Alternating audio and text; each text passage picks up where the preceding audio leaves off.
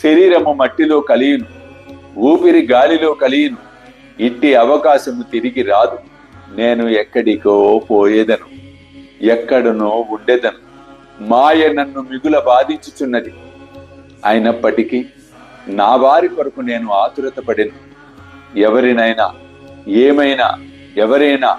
ఏమైనా సాధన చేసినచో తగిన ఫలితము పొందెదరు.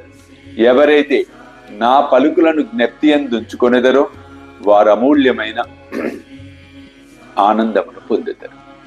ఈ మాటలు సాక్షాత్ బాబా చెప్పినవి. ఈ మాటల అంతరార్థం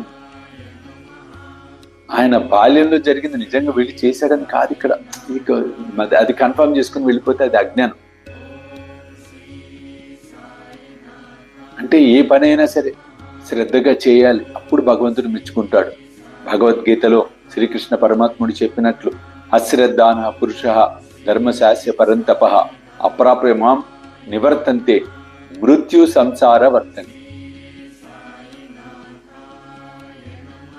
ఈ మానవ జన్మ ఎత్తిన తర్వాత నువ్వు చేసే ప్రతి కర్తవ్య కర్మ అది దైవికము, అంటే లౌకికము అలౌకికము ఏదైనా ఆధ్యాత్మికము ఏ కర్మ అయినా సరే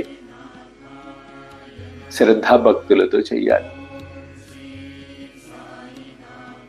అశ్రద్ధతో చేస్తే ఈ జనన మరణ చక్రాల్లో పరిగణించవచ్చు.